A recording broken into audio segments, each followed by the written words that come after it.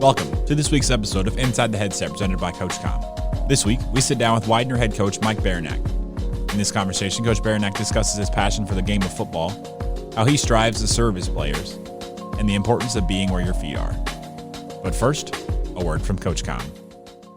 Deuce left, check with me. If they're in quarters match, we're going to Pittsburgh or Ohio. They're in zero.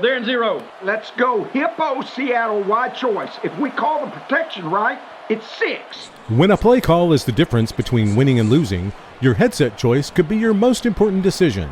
When the call counts, CoachComm is the only choice for clear, dependable communication. Visit CoachComm.com for more info. We got it, guys. Good job. Now, let's get inside the headset with Coach Barainyak.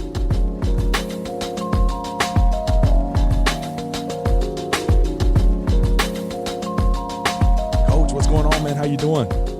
Mario, how are you, man? Thanks for having me here. This is awesome. Yeah, man. It's a long time coming. We were talking before the podcast, and I was like, you've been on this before, and you're like, no, I hadn't been. And for whatever reason, maybe because we always stop and chat at least a little bit at the convention, I confuse that for a podcast. But this has been a long time coming, man. I'm excited about kind of diving in your career and seeing where you started, and obviously we see where you're at, and everybody's excited to see where you're going to go. But just let's go ahead and get this thing going. When did you know that you wanted to be a part of this great profession? Man, I grew up in southeastern PA. Suburb of Philadelphia, Bucks County, Pennsylvania, which, is when I grew up was born in the 80s and played, Pop Warner ball and growing up middle school through the 90s. It was a Friday Night Lights type of town. Yeah. The high school in our town, Central Bucks West, was, on a giant winning streak, 59 games they had won. They had a legendary coach, Mike Pettin Sr., and it was a town where, guys were going off to college and playing ball. There were guys making it to the league. So you grew up around a game where they were my heroes.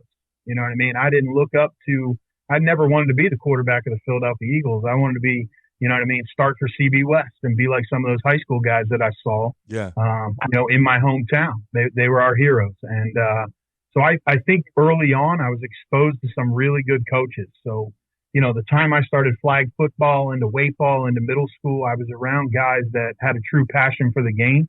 And I gravitated towards them, in the classroom. Those were my favorite teachers. The guy that was also my baseball coach, my basketball coach, my football coach. And I, just had a great admiration for them. I always wanted that's who I want to be like when I grow up. I want to have an impact on someone like that. So, I would say from an early age, I knew that if I wasn't going to play the game all the way through the highest level, I was going to be involved in athletics in some way. And those coaches had a real impact on me. And I think it sparked an interest right out the gate. I think I went into college playing in college, knowing that when this is over, I want to set myself up to become a grad assistant or become an assistant and do those type of things. So I think from an early age, I was exposed to a lot of guys who loved football and instilled a passion in the game for me. And I just wanted to be like those guys. I was in class, probably like a lot of guys that come on this podcast. I can say it now because I've gone through and earned my degrees. But I wasn't always paying attention, man. I was thinking about what was going to happen at 3 o'clock, Yeah, for sure.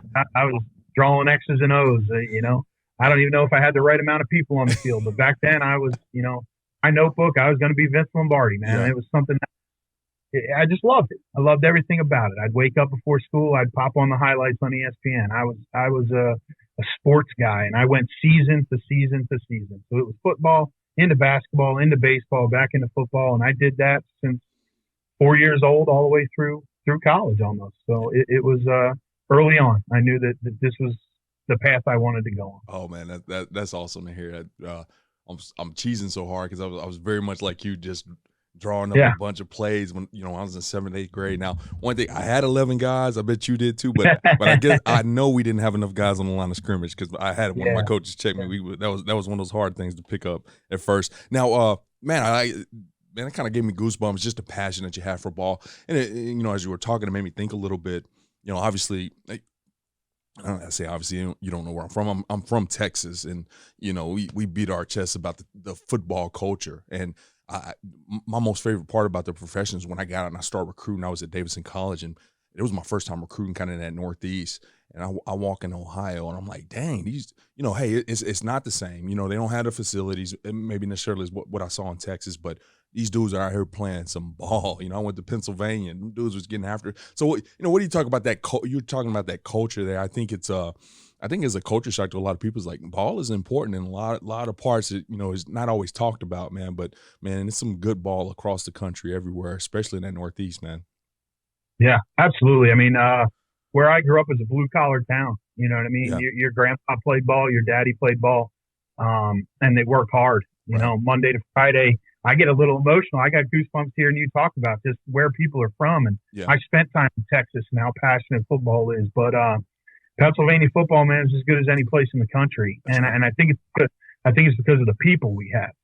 Where we're from, where we're located in Delaware County, it's tough, hard-nosed people. You see it every Sunday. Maybe the bad rap that the Eagles fans get. That's right. To us, that's not bad. That's normal. That's love. That's passion. You know what I mean? We grew up in a way that it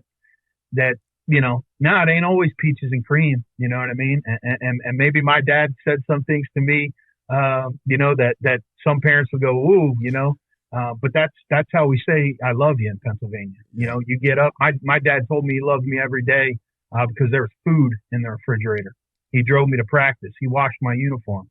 And there's an expectation when you go out there and play Friday night. You got his name on your back. You're going to play a certain way, and you're going to represent our state a certain way. And I think from Philadelphia out to Pittsburgh, you've seen that for years, generations. And there's a big high school all-star game here, the Big 33 game. It used to be played by Ohio and Pennsylvania, and now Maryland and PA play. And I don't think there's been a Super Bowl that's ever been played that hasn't had someone from either of those three states in it. Oh, yeah. So football is important all over the country. And I think it's important all over the country because it teaches you so much. It's cliche, but football is family. You bleed, you sweat, you cry. You experience the highs and the lows with these guys, and it's not easy. Football's tough, and I love baseball. I played baseball, Mario, growing up, and this is not to bash any of the baseball guys out there. I love it, but that was my reprieve, eating sunflower seeds, drinking Gatorade, trying to smack home runs in batting practice. Yeah. It ain't always like that in football. You play offensive line in football, man, you're in the chute. Yeah. That's every single day. You're blocking a sled. You're working on your footwork. You're doing one-on-one pass rush, and that's every position. It's not the funnest stuff in the world. It's work. But if you can make it through it, if you can learn to love that, I think you develop a work ethic. You develop a passion. It turns you into a better man. And I think that blue-collar nature of how our sport is played, is coached, the things you got to do to get yourself to game day, it resonates with the people in Ohio, Pennsylvania, Maryland, Texas, and all 50 states across the country because, America's it's a hard-working place by tough people, and, it's the greatest country in the world for a reason, man. That's right. And it's the people. So, Amen. Football plays a huge role in that, and it's important to a lot of people, and certainly important to me. That's right. Now, you get the opportunity to kind of extend your playing career. You go to Delaware Valley State, and it looks like you end up getting an early start. Is that correct? Into the profession as a student assistant? Yes, sir. Okay. So I played football at Delaware Valley, one of the best Division III teams in the East Coast. And my head coach, Jim Clements, at the time, is the head coach of Kutztown University now. You have exit meetings throughout your course of playing, the end of spring ball, after the season, academics, you're constantly meeting with your head coach. And as, early on in your career, it may be about what you need to get better at, what you need to work on, where you are on your depth chart. But as you matriculate through the program, it usually turns to a more personal conversation. Hey, you're earning this degree here. You've been doing this for the past couple of years. What are your plans after the game of football? And I had expressed to Coach Clements that, like I said earlier, man, I want to be involved in this game. I want to be a coach. You've influenced my life. So he said, hey, man, well, you got another year to play, and let's put that on the back burner for now. But thanks for making me aware. And I went on about playing. And unfortunately, heading into my senior year, I just suffered an injury and wasn't able to take part in that season. And then after that season ended, an opportunity happened on the staff. And, you know, all the time I put in there as a player, what I'd done academically, my passion for the game, he gave me an opportunity to join his staff. So I joined his staff as a student assistant while I finished up my last couple credits. And it was a whirlwind, man. It was I was thrown right in there. At our level, you know, you may have 4 or 5 full-time coaches and then a bunch of guys that are student assistants, GAs filling in. So you're really responsible to run meetings. Yeah. You know, run your position group, installations, have your practice plan, what you're going to do in Indy, and get your guys ready. And I think it helped me sharpen my teeth, and I'm, you know, forever grateful to coach for that opportunity. And it was a blessing. Yeah. And as you mentioned, you kind of got thrown in the fire per se very quickly at your alma mater, same place that you played at, same place you were probably clowning in the locker room with the guys and, you know, playing PlayStation or Madden or say, you know, whatever was out during that time frame, you know, with the dudes. I don't want to speak for you, maybe crushing some beer cans on the head and, you know, all that kind of stuff. What did you do to draw that line in the sand? Because like you said, I mean, maybe slightly different if you're GA and you're not necessarily a major face of the program. Maybe you can, you know, erase that line or, you know, put that line in a little slower. But right now, I mean, you're running meetings. You're telling guys what they're doing. You're making corrections. What did you do to put that line in the sand to make it okay for those players to respect that role?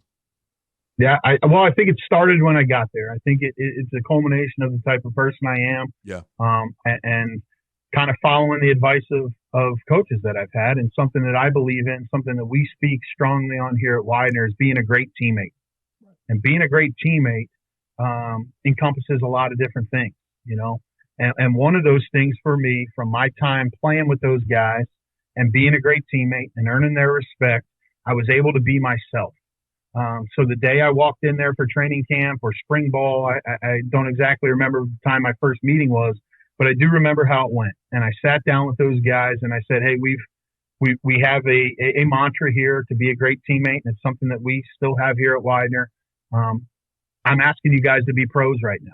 Yeah. I know we were doing those things, and I was your equal, so to speak, your teammate last year, and we're in class together. But this is something that's really important to me.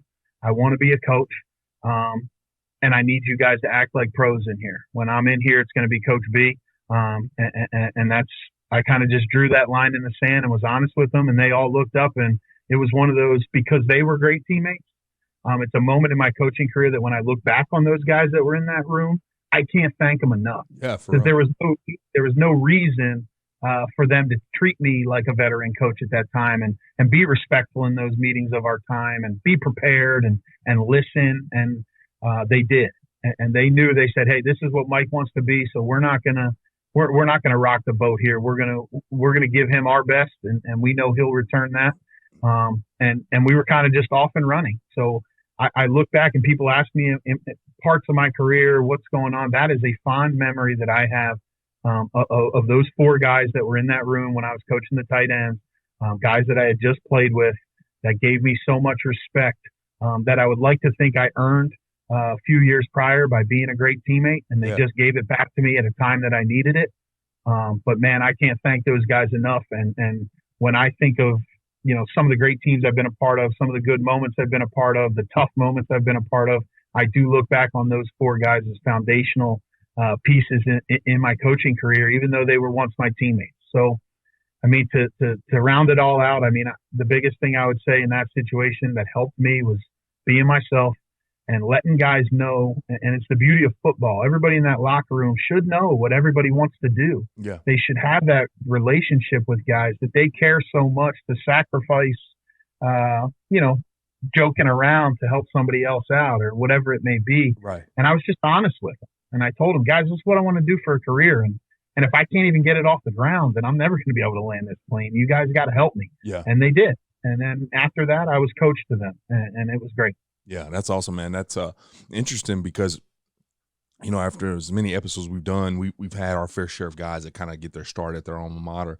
And I would say that's probably been the largest disparity in answers. There's been a lot of guys that, hey, I didn't say anything. I kind of set the stage as a player, what kind of guy I was, or, they just knew because of, the flow of the staff. And then the last two guys I've interviewed might have been the first too. Yourself and another guy that just said, I had a meeting and I just looked the guys in the face and said, hey, look, here's what I'm asking of you. I'm going to treat you guys the same. We're professionals now. And it almost seemed like I'm not going to say the best way, but it seemed like a really good way just to be super direct. Hey, here's the elephant in the room. I was hanging out with you guys playing video games not too long ago. We're professionals now. Yeah. So that's awesome, man. I appreciate you sharing that. That'd definitely be helpful to some guys trying to navigate the profession themselves. Now, what other stuff, I always talk about how eye-opening stepping into the profession is, especially when you have the opportunity to kind of do it at a place you just played at, because I think we take a lot for granted as players. When you walk into the room, you're looking at film and it tells you that it's 2nd down and 7 and it's balls on the right hash. And we take for granted that somebody's in there putting all that information in, the formations and the front coverages and all that kind of stuff. What was eye-opening to you as you had to be responsible for not only that, but a position group and lines on the field and coffee and, whatever else kind of stuff you were tasked to do? Yeah, it was and it's not to throw anyone under the bus, but when you're a GA at a small school, there is no set job description. Right. When you go to some of these bigger places, this is what I need you to do. This is exactly how you got to do it. This is your role that fits into this wheel. For us, it was everything. I came in every single day, and what I thought was my checklist of tasks that I had to get done, I would have to check them off, but there'd always be 10 more things on there. And it was just because you had to be a helping hand. You had to be willing to work. You had to have that, whatever coach needs, I'm here to help them, make this program run smoothly. I'm trying to get out in front of problems. And, hopefully that checklist gets smaller and smaller and smaller, even though you're taking on more tasks because you just have some foresight. You're seeing into the future a little what he's going to need down the road or each day. That was, I guess, shocking. I kind of knew just being around the office when you're in small school, you kind of know what each coach is because you have such a close relationship with everyone because there's only maybe 10 of them. Yeah. So you know exactly what they do. So I had an idea going into it. I'd say some of the best advice I got was Bill Manlove, who's a longtime member of the AFCA. He's a Hall of Fame coach. He was the head coach here at Widener, who won 2 national titles, and he was a consultant at Del Valle at the time, and I'd always pick his brain at practice as a player, knowing that this is what I wanted to get into. So finally, when I got the job, Mario, Coach Manlove came into the office one day, and I walk around the corner to him. We were out in the locker room. They had a dry erase board, and I'll never forget it. I said, Coach, now that I'm here and Coach gave me this job, what advice do you have for me? And he didn't say one word to me. He grabbed a marker, grabbed the expo marker, walked up to the board. He drew a big circle with 2 giant eyes in it. And he put an X over the mouth, and he drew 2 giant ears. Put the cap on the marker and walked away. And I got the message loud and clear. So the advice I would say for young guys when you go into a place is do your best. Show up every single day and be yourself. Be willing to work. There's no task that's beneath you. Be a servant leader, man. You do anything for the football team. Everything matters for you to be successful, your players to be successful, and the program to be successful. So don't take any job for granted, but keep your eyes wide open, keep your ears wide open, and keep your mouth closed as long as you possibly can. There'll be a time and a place for you as you grow in this profession to add your input.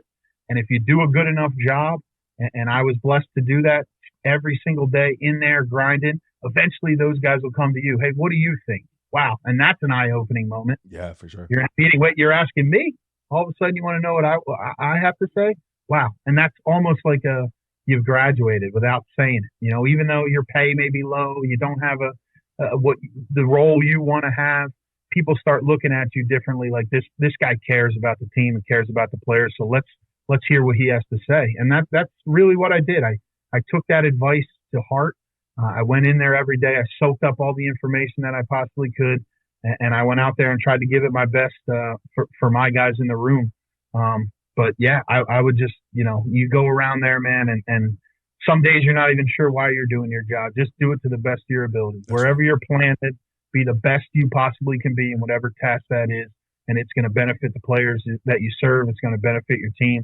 And in the long run, it's going to benefit you. Man, well, that's a lot to take in. And now you said Coach Manlove, correct? Yes, sir. You said you asked the question. He didn't say a word. He drew that up.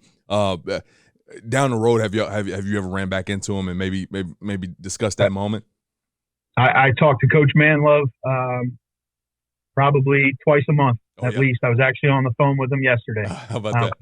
He's still at Del Val, which is our rival and my alma mater. Yeah. But he's a legend here at Widener, and he still has a lot of love for Widener. And his famous saying, because he's at Del Val, is he hopes Widener wins every game except for one. That's right. And that's the one where we got to see him across the sideline. And I guess I feel that way. Yeah. The same. It's our experience here at Widener and Delaware Valley, that little coaching tree that I'm a part of. Coach Clements, my head coach at Del Val, is now at Kutztown as a Widener grad. His offensive line coach who coached me is a Widener grad. Coach Manlove is at Del Val now. I'm at Widener. I was a Del Val player. I mean, the storylines that go into that small little game in southeastern PA every year, if the world knew about it, would be, wow, that'd be a hell of a newspaper article or a TV show or a podcast to get all those guys on there, because it's something special. But I run into him all the time. He's absolutely just a wonderful man. Yeah. Being in this position, the wins he had, the championships he had, it's unrealistic to sit here and say I'm ever going to fill those shoes. He's an absolute legend. I just want to be as half as good as him. When he calls me and watches our tape or sees something we done and tells me, hey, you're doing it right. You're a good man. You're doing great for the university, man. It makes me so proud, because it's hard to live up to his shadow he's cast here at Widener, and rightfully so. He's one of the best ever. His wife and him showed up at the hospital when my first son was born. Like, he's that type of guy. Yeah. He's just he's awesome, man. I think he's 90 years old. He still does push-ups every day. I mean, he's the man. He's the man. He's at the AFCA, and he's a wonderful person. So anyone out here listening, if you're walking through those halls and you see Bill Manlove, there's a guy who'll talk to anyone, and he's got a wealth of knowledge. It's incredible. So he's been instrumental for me, for sure. Well, after that opportunity there in 2012, you get the opportunity to head over to Villanova as a special teams GA, video coordinator. Special year, 2012 CAH conference champs, FCS playoff experience, and appearance there. What would you describe that opportunity like, and how did you get on the radar to even get the job? I just, being a local guy, I think I saw the job on Football Scoop or something like that. And I sent my resume in, got a call, went over, interviewed, and took the opportunity to go there to learn. Just another legendary coach, and Andy Talley, who, to see how he runs his program and just be a part of it for a year. It was really cool. First time for a guy like me coming out of D3 that you get on an airplane to go to a football game. Right. Those things that, how we ate, how we traveled, how the gear, the amount of people that go into that operation, even at the FCS level, it was a great learning experience for me. And it was, a great team and a lot of great coaches and great players. And we had success there that year. It was fun to be a part of that. And there's a lot of that program, some of the things I saw in my short time there that we implement here today. And I think it was part of I'd always wanted to be a coach, and I knew that at some point I'm going to have my opportunity to run, my side of the ball or my team, and getting experience at the scholarship level at a program that's in one of the best FCS conferences in the country with a legendary head coach and great assistants. It was just a year full of knowledge that's helping me to this day, for sure. That's awesome, man. Now, this can be kind of a quick answer, but you've already kind of said that you've implemented some of the stuff that you've experienced. It's just that 1 year at the, FCS level at that time, into your program. As far as when you were in your career at that point in time, in comparison to that, GA student assistant opportunity that you had there at Delaware Valley State versus at Villanova. Obviously, totally different experiences when you have more people that can help check the boxes on more jobs. And in my opinion, there's no experience that's better than the other. But at that D3 level, you get a lot more experience, a lot more hands-on type of stuff. And then at this other one, you kind of get to see, if you got more resources, some of the cool stuff that you can do. Why, when you got young coaches coming in, what kind of advice would you give to them? I often get calls, and I don't know how much, you would get it yourself, but like you come in, it's like, man, I can go here, or I can, wait. If I wait a semester, I can go to this Division I school, and I really want to do the Division I school. What kind of advice do you give those guys in regards to the experience you get as a young coach at the different levels?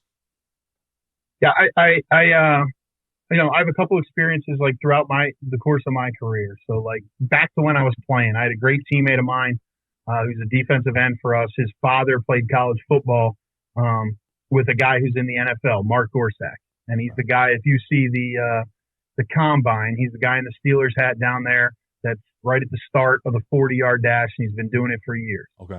So the player, the teammate of mine, his father got me in contact with him years ago, and I went out to OTAs and did all that. And we had a conversation, and he asked me, this is before I got into my first full-time job. He asked me, well, what do you want to do in football? And I said, I want to coach. He said, well, then coach. And I was like, whoa, okay. Like basically told me that the highest level, like you can go chase logos, you can go around and do things. And I'm not saying that's wrong. But for me, I wanted to coach football. Yeah. And I think that's why I ended up eventually leaving Villanova. I was in that role. They had a staff, veteran guys. There was no upward mobility at that time in that program for me. And I wanted to soak in the operation side of stuff, the video, how does it operate, being a GA type of guy at that level. But I ultimately wanted to coach.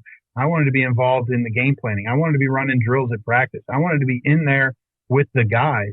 And that's one of the benefits that taking an opportunity at a small school, you're going to get to wear a lot of hats. You're going to learn a lot of the operation stuff. You may have to coach a position, and you may also be the guy that's ordering your team's meals and setting up your buses. You may be running academics. You may be the recruiting coordinator. There's a lot of extra hats that you'll wear at the small level, but the main thing can remain the main thing if you want to be a football coach is you're going to be in there every week involved in that game plan, involved in the installations, in a meeting room, working on your players' technique and your fundamentals. So my suggestion or advice that I would give to guys is just always take a minute and think about what do you really want to do? What drives you? What gets you out of bed every day, and what's your passion? For me, it's coaching. It's teaching. So I want to coach and teach. Where can I wear the whistle? Where can I be around guys? And for me, my path has led me here at this level. And it's been a beautiful thing because every single day I get to get up, I'm coaching and teaching. And at some of those higher levels, you could be involved in the organization, but you may not be in there coaching and teaching every day. And if you want to do something on the operations side, then I would suggest, take an opportunity like that because there's nobody that has the operation down pat like some of these big time football programs. It's big time business and they do a wonderful job at it. Yeah. So if you want to get into the recruiting side, the scouting side, the player personnel, the operations side of things, heck yeah, man, jump on some of those opportunities at the D2 FCS level and try to work your way up. But if you want to coach and wear the whistle and game plan, be where your feet are. You know, I was down at Clemson last week, heard Coach Sweeney talk. He talked about blooming where you're planted. You know, be the best where you're at. And you can learn a lot that way. And that's what I've chosen to do in my career. I wanted to coach, and it led me from Villanova back into the Division III world to be able to be a position coach and do those type of things. That's right, man. Well, you kind of alluded right into my next question. After that season, 2013, 2014, you returned back to your alma mater, Delaware Valley State, where you're the tight ends coach, assistant offensive line coach, and the junior varsity offensive coordinator. Just what was the dialogue like with that staff just to come back? And then what was it like to come back and still a relatively tight frame to there were still guys, I'm assuming, that were probably freshmen, sophomores when you were around, and what was it like to come back, but this time just a little different swag about yourself, a full-time guy, checks coming in every now and again, feeling good about everything. What was the difference? Yeah, for sure. it was really cool, man. I think it goes back to just being a great teammate, no matter where you are. Being a guy that's dependable and reliable, and someone that they trust. So our head coach, my head coach at the time, who gave me my first job, Coach Clements, had left Delaware Valley to accept the position at Kutztown University, a D2 team in the PSAC here in Pennsylvania. And he's done a tremendous job there. And Duke Greco, who was my offensive coordinator when I played, became the new head coach. And when he became the new head coach, we had conversations, and there was an opportunity for me to kind of get back in the fold and truly do what I was passionate about. Go back to being a part of the day-to-day football side of things.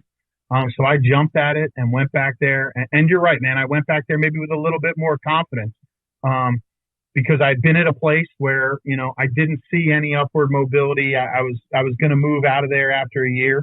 The experience was great, and the knowledge I got was great. But now I was at a spot where I could go back and truly be like, I was all in with it. Like, I was like, this is where I'm going to be. Like, let's go. Like, and I dove in probably even harder than I did the first time.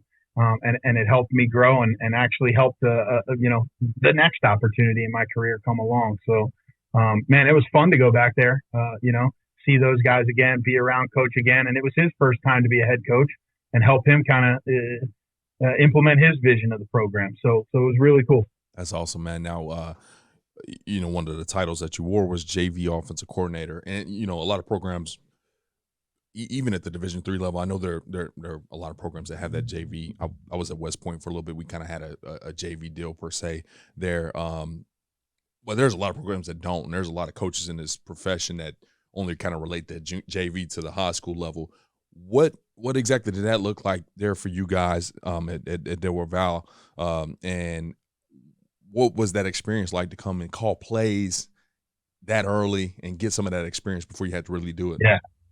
I'm glad you asked. I'm smiling because it was awesome. Yeah. It's awesome. Right. When you're a young guy, first off, for the program, it's great because these guys come in here and, they're not on scholarship. There is no training table. There is no, you're not getting bags of Under Armour and Nike gear every week. You're not getting all that kind of stuff. So it's a grind. And when you're out there every day as a practice player and you get no opportunity to run your offense or your defense or anything, some guys may see, man, there is no light at the end of this tunnel. Am I getting better? So I think it's a wonderful way at the Division III level to get guys some in-game experience. There's nothing like going out there and having to make a tackle against somebody else in a different colored jersey. Yeah. So it's really beneficial for the growth of the players within your program. And we utilize that. And many guys came out through our JV program and went on to be all-conference, all-American type players at the end of their career. For me as a coach, it was I was lucky. Coach Greco was like, Mike, do what you want, man. Call whatever plays you want to call. So I was like, okay, this is my shot. This is easy. It's not easy, man. So the first time that play clock's on you, all those type of things that you think you can call plays, you think you're ready for that when you're a young GA, but then all of a sudden that 40-second clock starts ticking pretty quickly. And but it was fun, man. It was learning, and it just helped me take the next step. I remember our first game was at the University of Penn. So we would scrimmage Penn in a JV game. We were over there at Franklin Field, and we hold Penn to a 3-and-out on the opening drive, and they punt the ball, coffin corner, rolls up against the pylon. We're down. The first play I called in JV, our backs are against the wall. Now it's JV, right? There ain't nobody. Franklin Field's got 100,000 seats. There ain't nobody there. Nobody's seeing this. Right. Well, what does the young Mike Barainyak do, man? We pack everything in. I got a kid, Lou Vincent. We used to call him Sweet Lou Vincent. He played in our JV program. He ends up becoming an all-conference star receiver at Delaware Valley. We go hard play action off the one, and we throw him a 99-yard touchdown. And it was the first play I ever called. And I'm sitting there, and I look down, and I'm smiling at the other coaches like, man, this is real easy. I'll tell you what happened the rest of the game, Mario. I don't think we got a first down, and Penn beat us like 40-7. And I said, man, this ain't easy. But I walked up there like, oh, yeah, man, I was the man, for that moment in time, it was really fun. Oh, man. And, but it was just a learning experience. Right. And for a young coach to get to do that and be thrown into the fire where, you're not losing your job if things go wrong and you don't win that game. You can relax and kind of, learn from your own mistakes. Right. You know what I mean? And it was cool to get to do that for the year. And just, when it was time for me to call the plays when I got here to Widener and had an opportunity to be the offensive coordinator where it matters on Saturday, I look back to those times and said, hey, stay even keel. It's not always going to be a 99-yard touchdown, and there's going to be rough days, and everybody's looking to you. So I think a JV program, man, it not only helps develop your players, it helps develop your coaches. And I had a heck of a lot of fun doing it, for sure. Yeah, man. I mean, when you really look at it, I mean, how advantageous is it? Because, once again, as long as I've been doing a podcast, every time somebody gets that first OC or DC job, I'm like, hey, what was it like? Oh man, that first year was rough. They all kind of had the same response, and whether they were really good or not, there's obviously these things that you have to grow and learn from. And everywhere else, you kind of get the opportunity to kind of grow into it. But when you start getting these coordinators and head coaching jobs, there's no other way to replicate it. But with this junior varsity deal, you can do that. I'm seeing a lot of coaches, letting their position coaches call spring ball.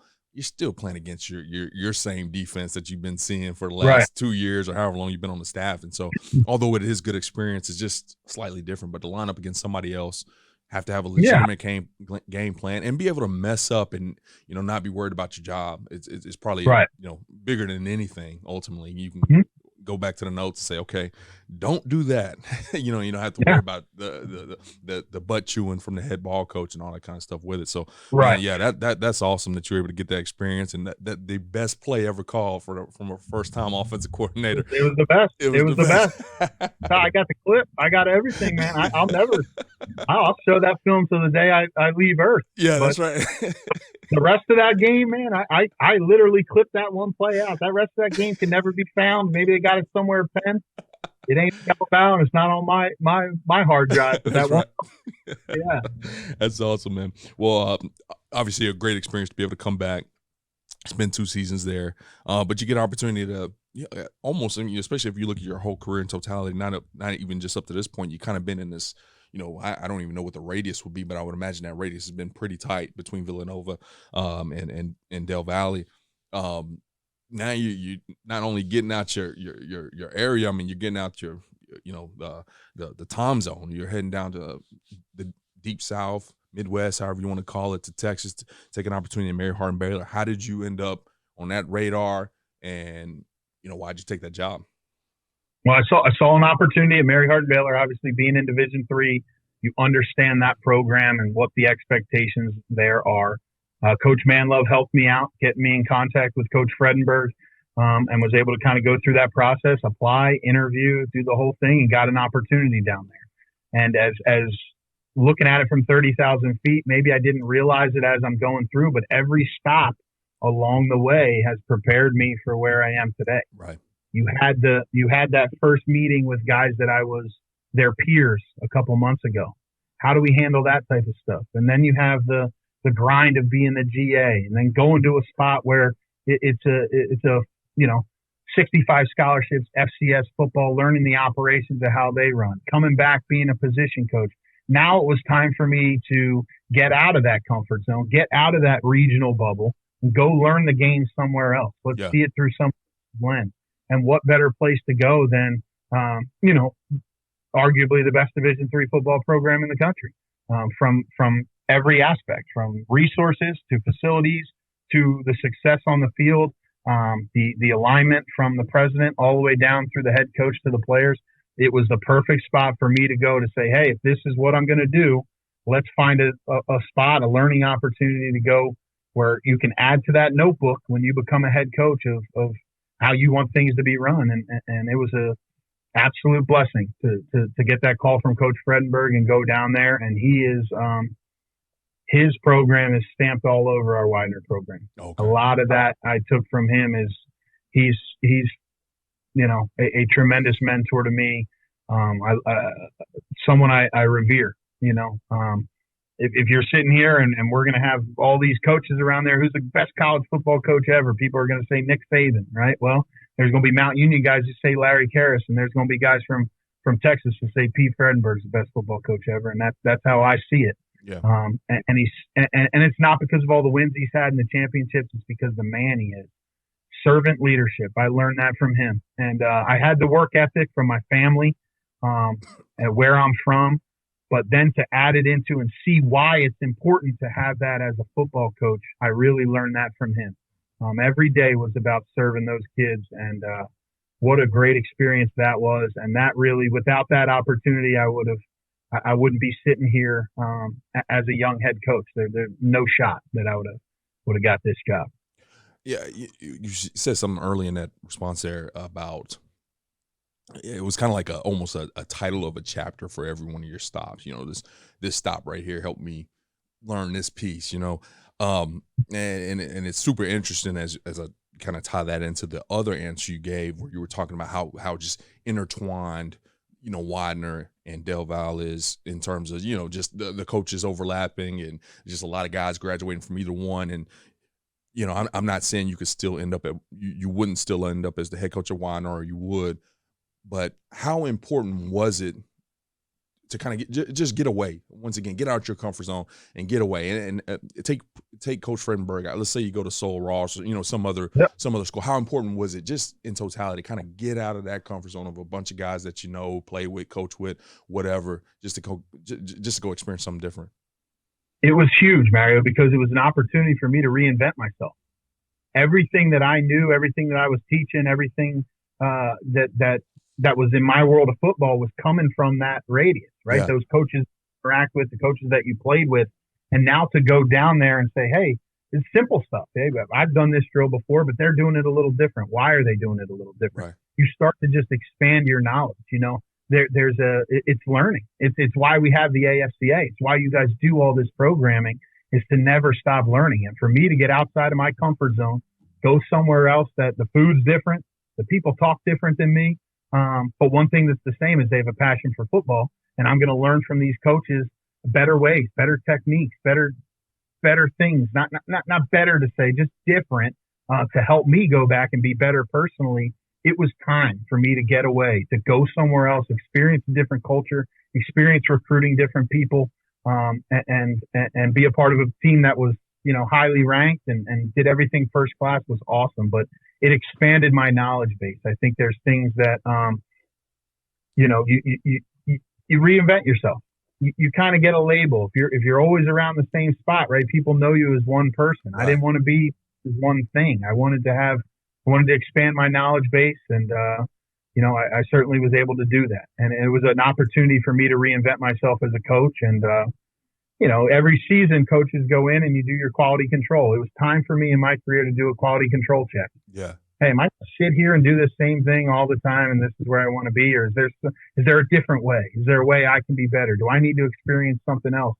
And when that opportunity came, I took it, and man, I'm glad I did. Absolutely. And, you know, you managed to walk out of that with with a national championship, not just an appearance, but walked out as the champ.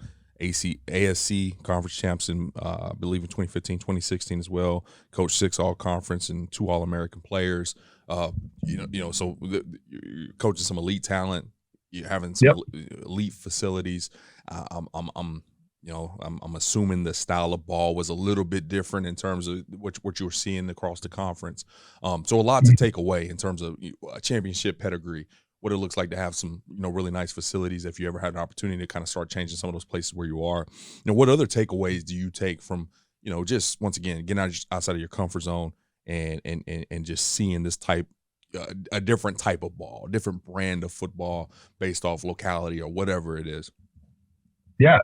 Well, just from an X's and O's standpoint, you know, when I left Pennsylvania, some of the spread, the RPO, the making teams defend the field sideline to sideline wasn't necessarily taken over. Yeah. You know, the system I played in, we had a fullback, 2 tight ends. We were still hammering the rock, and there's nothing wrong with that. Amen. I know that.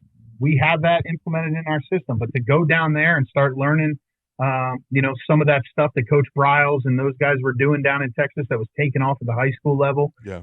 You know, taking the easy access throws, you know, RPO in the second and third level. That stuff's now a staple of the offense that we have here at Widener, and it's why we've been really successful, you know, from an offensive standpoint. And I learned a lot of that offensive play down there from Coach Steve Lee.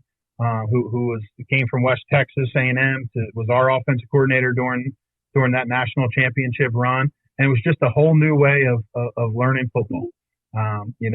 We never thought of up here when I was playing, it was, hey, this is how we're blocking power to this front, that front, whatever it may be. Let's go get us 3-4 yards. We stack that together. It's a first down. Right. To learn simple stuff like, well, we have 5 blockers and they have 5 defenders. Well, we can hand the ball off in that situation. Who's the 6th guy coming into the box?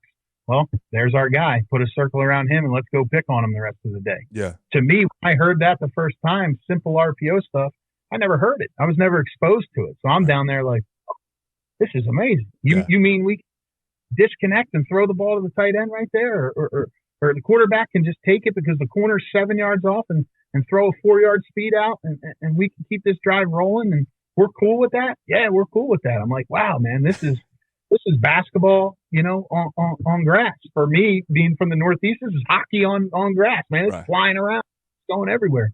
It was such a cool learning experience.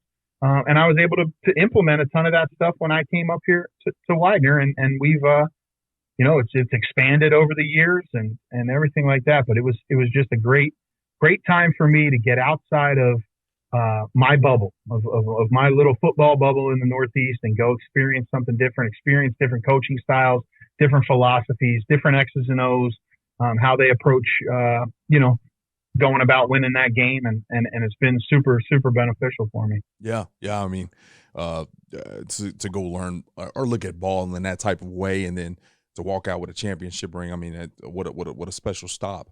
But but home calls, right? You head back up. Up to life, life calls. I gotcha. Life calls. You know what I mean? I had I have a wonderful wife.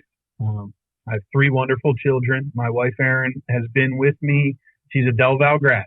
Okay. She's the best athlete in our family. She's one of the best softball players that's ever played at Delaware Valley College, and that's my wife. So she understands athletics, the importance of it, and she's a coach's wife, man. And she came with me. She moved all the way across the country as well. She's from Delaware, Lewis, Delaware, and it was time for us. I asked her to marry me. By the grace of God, she says yes. And now we had an opportunity to get out of Texas and come back to the Northeast and start our family and be around the grandparents and stuff. So that was great. There's some days, there have been some days as this journey goes along where even my wife misses Texas like I do. So, the weather and all that, but she's been great. And that's kind of, to go into your night, I didn't mean to cut you off, but you got to give a little props to your wife for in this profession. Certainly, if you want to take moves and move around the country and you want to serve your players, it's on call 24/7 and you got to have someone in your corner that understands that. And I've been blessed. Amen. Man. Never a bad opportunity to interrupt to interject with fam, man. That's huge to me personally. It's huge on this podcast, man. So I appreciate you throwing that in there because it is important. But you end up back at Widener, or not back at Widener because this is your first time there, but you end up at Widener in 2017, offensive line coach, strength and conditioning coordinator. So that is an interesting thing in itself. The strength and conditioning thing hadn't really popped up here at any other point in time. Maybe at Del Val that first time, maybe you helped out in there periodically. I would assume so. Just having my opportunities at a small school, I know how that can go down.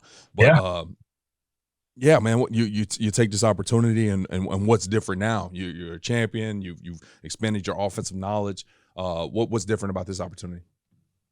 I think just understanding Widener University, an opportunity to come back to such a great place with a rich football tradition, an expectation for winning, excellence in the classroom and on the field, and an opportunity to take next step as continue my full-time journey in football, but do it closer to home when I got engaged to my wife and be able to start our family and go from there.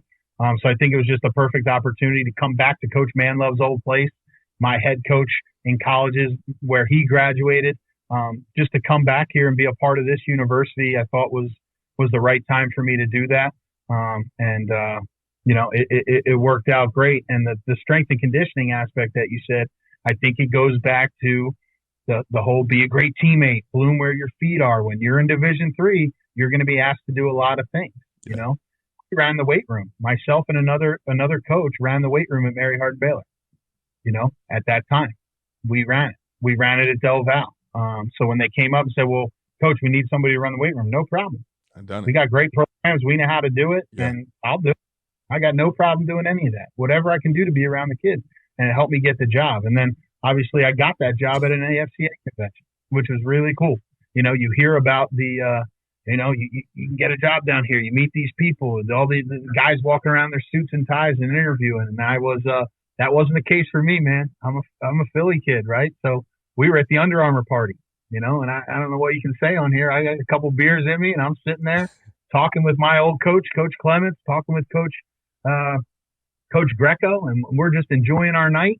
And I'm sitting over there with the Mary Hardin Baylor guys. We were celebrating our national championship, and Mike Kelly, the head coach at the time of Widener University, walks over to Coach Greco, who was at Del Val, and he says, "I need an O-line coach."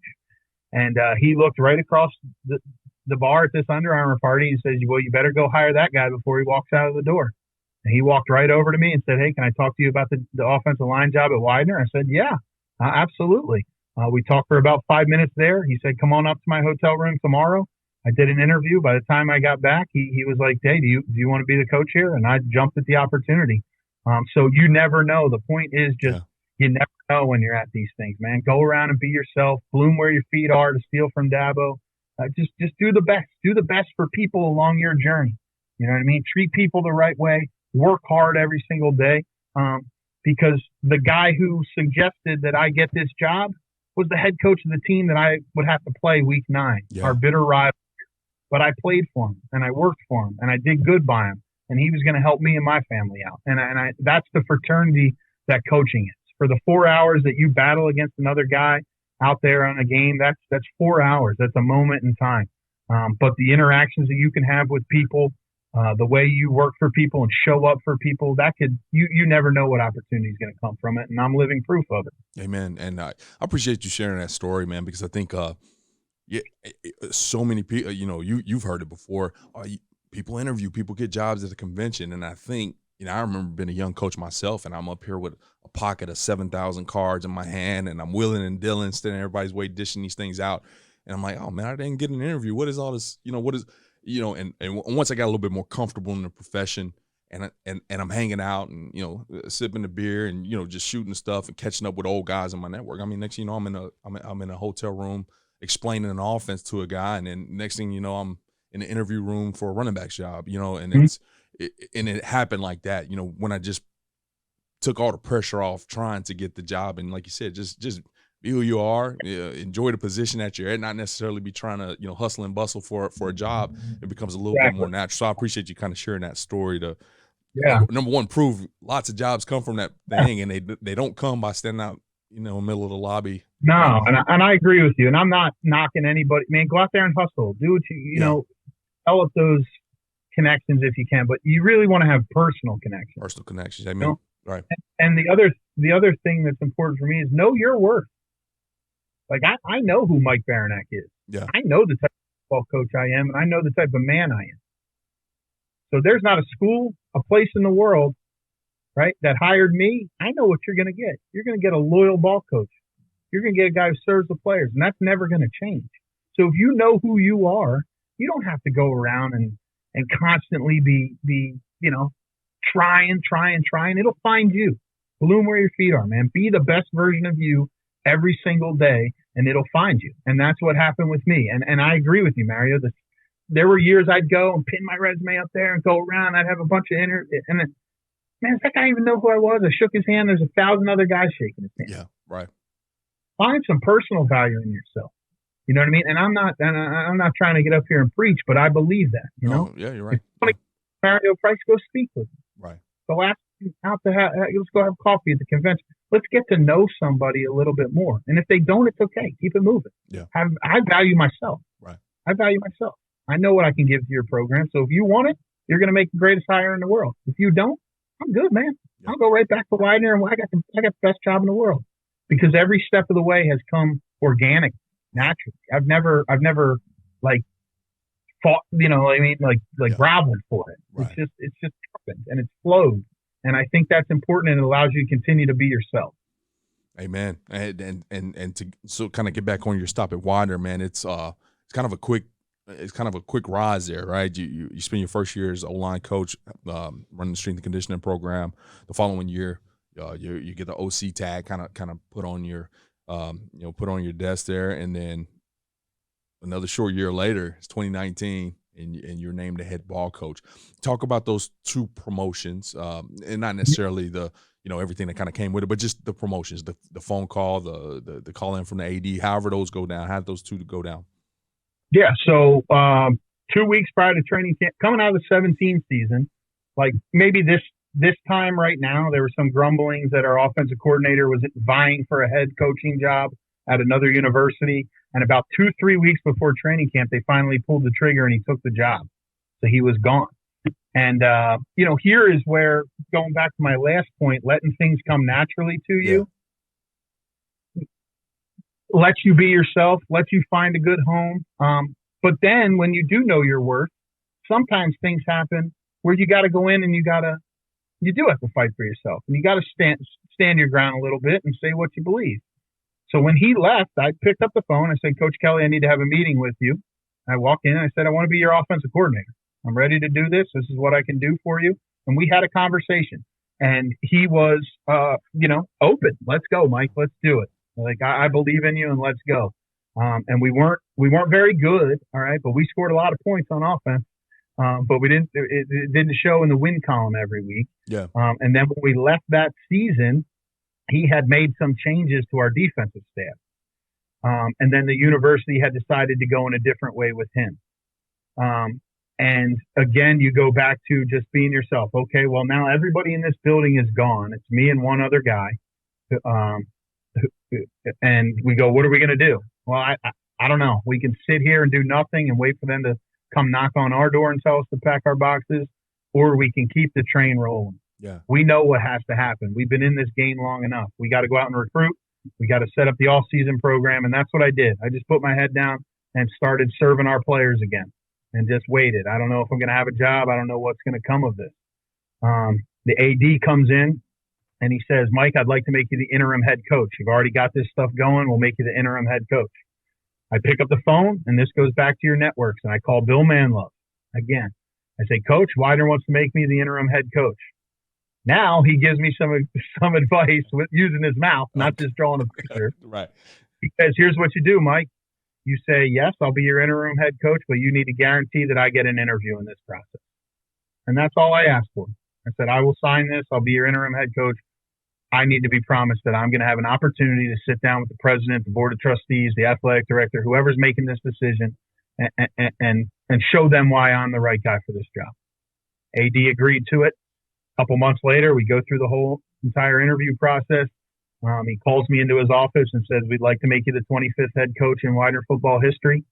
I said, I don't know why I said this, but again, because my wife had been with me the whole journey, I said, give me 5 minutes. I need to call my wife. Yeah. Like, I should have just said, yeah, I need the job. I don't have a job. And I was like, well, I need 5 minutes. Let me call my wife. And I called my wife, and she was just elated on the phone. And we both shared a moment, and then we've been off and running, man. So it's been great. And we had to go hire a staff and get it rolling, and it's been fun.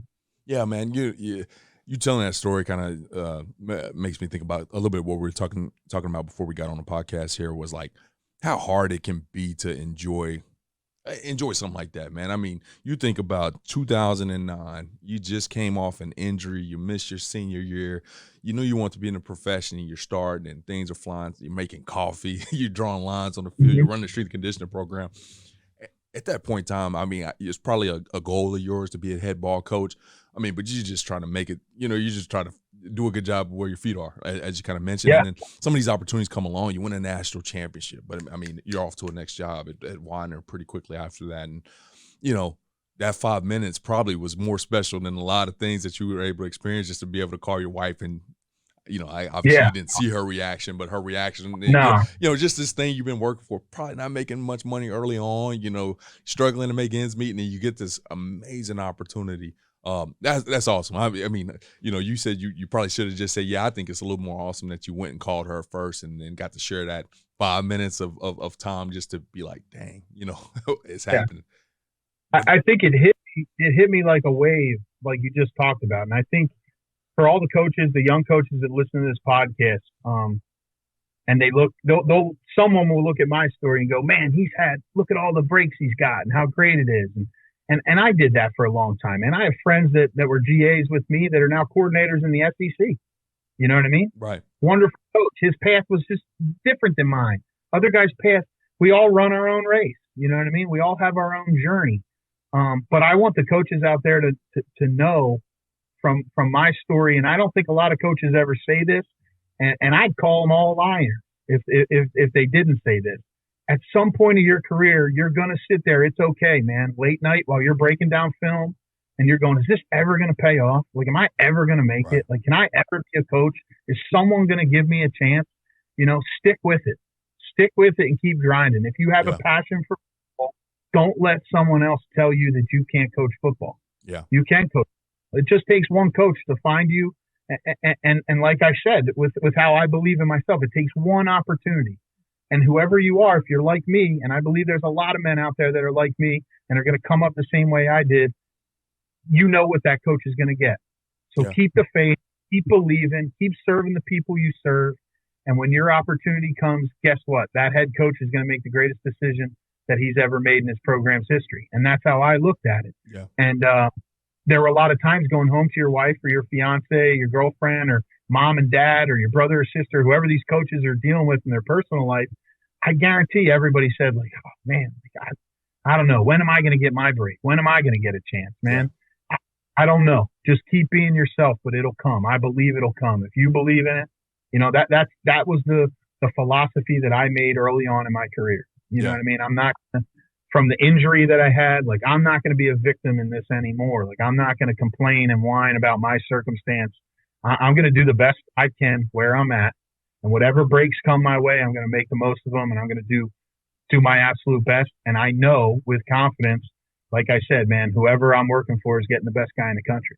And that's what you got to believe. And that's just my word of advice to young coaches out there. Stay the course, man. If you love football, it'll love you back. But just like when you were a player, it's hard.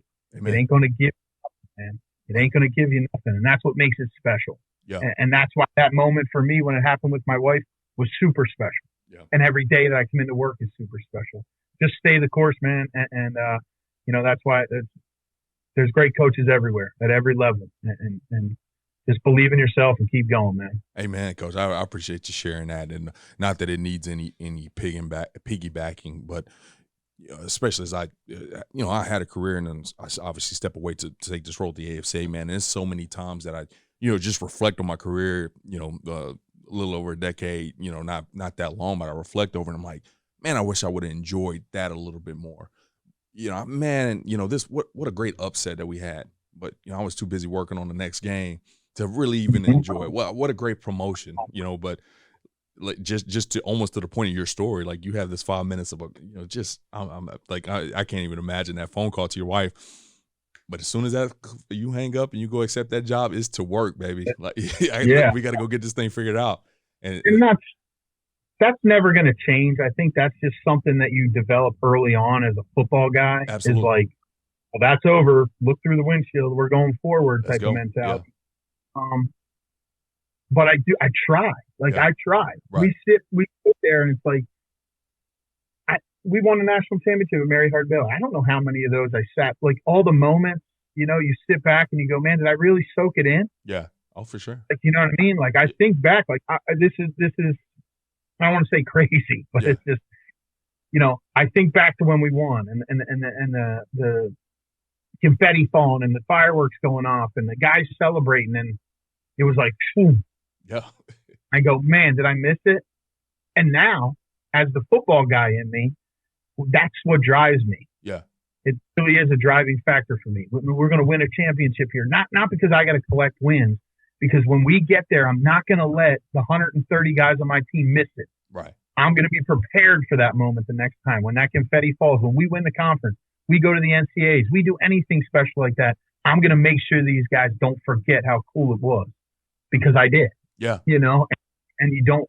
That's the cool thing about coaching. It evolves. Every year you find something else that kind of becomes your MO. Every so often you evolve with the game.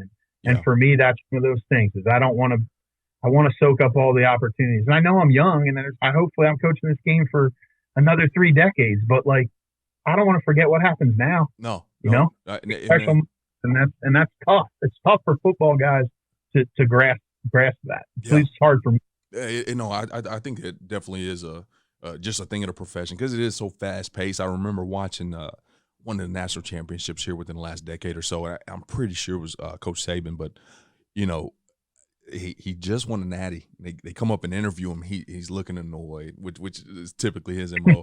He's looking annoyed. He's like, this national championship thing just put me back 3 weeks in recruiting. And you're like, sheesh, you know, it just gave me a lot of perspective, kind of how it can be where you're always looking through that windshield, man. But no, I love that you mentioned that gave you the drive to want to get back there and enjoy that moment a little bit more. Yeah, for sure. And man. I think everybody says I want to go back and I want to win another. Yeah. It's not necessarily like holding the trophy. It's the moments that lead up. Yeah. It's the moments that you're longing for those moments again. Right. And you got to work every single day for it. And it's just the game. So it's why the game's so special, Mario. You know this. It's just like it's the little stuff, man. It's the little stuff for sure. Amen. Well, obviously you've been the head coach there since 2019. Once again, just an awesome opportunity. It's led you into this opportunity with us to be a part of our 35 under 35 program in 2020, kind of during that COVID time. But you were part of that program. Before I let you go, I definitely want to give you an opportunity to talk about just what the program meant to you. It's been amazing from my standpoint just to watch. I mean, I can't even remember who was in your class, but I mean, just all you guys just continue to elevate that level of that program by your work. Whenever somebody's saying, "Hey, Coach B's killing it over there," man, he's a 35 or 35 guy. I mean, that makes me smile so hard, man. So, what did that program mean to you, and why should guys apply to it? Well, I think I applied to it because I didn't know exactly what it was beforehand. You read the read ups and all that.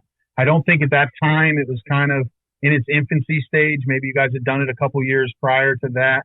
And I just wanted to go to the convention and really have something to look forward to while I'm there, not just walking around and seeing some speakers or that. I wanted to be a part of it. I wanted to dive into the AFCA, and I thought this is something I could qualify for, and lucky enough I got it. And then when I got there, my eyes got open to it. You're surrounded by coaches from all over the country at different levels. The guest speakers that they bring in, the panels that they do, the aspects of football they talk about, from life as a football coach all the way up to sitting there talking X's and O's with people. It runs the gamut. It's just a wonderful program, and I left there with so many awesome connections, that I would have never been able to make on my own. I know Coach Braun, who was at North Dakota State, and he's now the head coach in the Big Ten. We sat next to each other at a table. And we still talk. We see each other every year at the AFCA. And there's so many guys like that. I think it's just a constant, an opportunity for young people in the profession who are promising coaches who are going to go on and do great things to get around each other, share ideas, share experiences. And it's learning for me. And my favorite part of the convention now every year is going back when all the classes get together. And now meeting the new class and accepting those guys into our little fraternity and getting to know them and following each other's careers.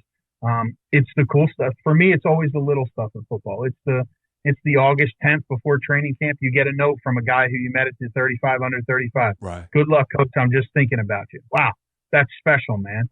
Football connects people from all different schools, all different places. And it was a really awesome opportunity. I encourage every young coach out there to go and apply to this program.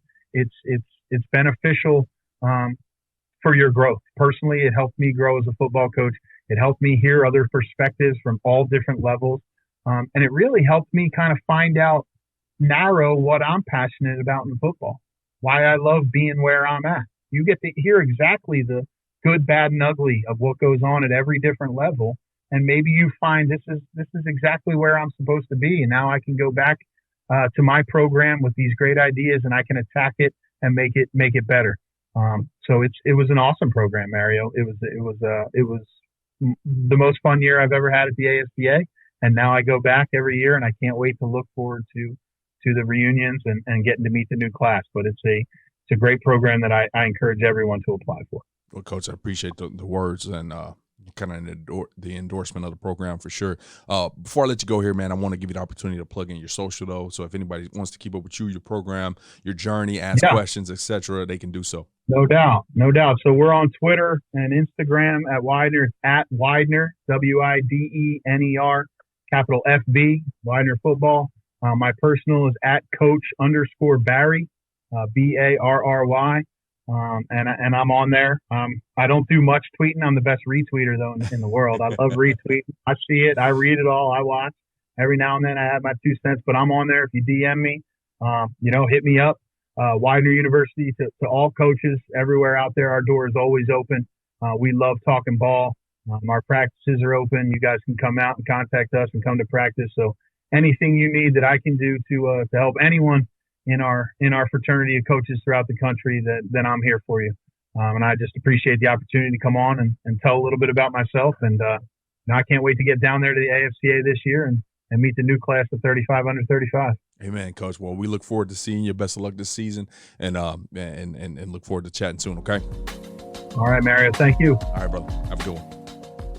CoachComm has been delivering tough headsets for tough teams for more than 31 years. It's why 97% of FBS teams and thousands of high schools across the country rely on CoachComm. Get the best for your team. Visit CoachComm.com for more info.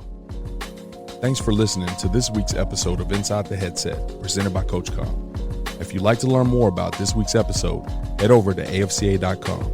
There, you can access every episode and find corresponding show notes. Remember, you can catch every episode of Inside the Headset presented by CoachComm on wherever you get your podcasts, including Spotify, Apple, and YouTube. While you're there, we'd love for you to take a moment to rate, review, and subscribe to the podcast. Your feedback helps us improve and grow.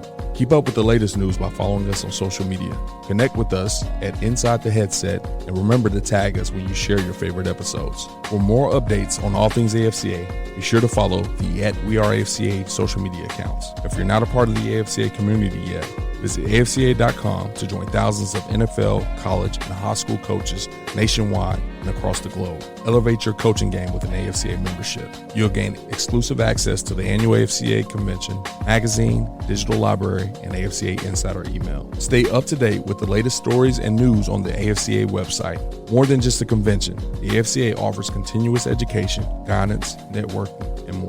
Celebrate the past and shape the future with the AFCA. It's about fostering exceptional coaches who create outstanding teams and even better individuals. Invest in your skills and make a lasting impact today by engaging with the AFCA. Your journey starts here.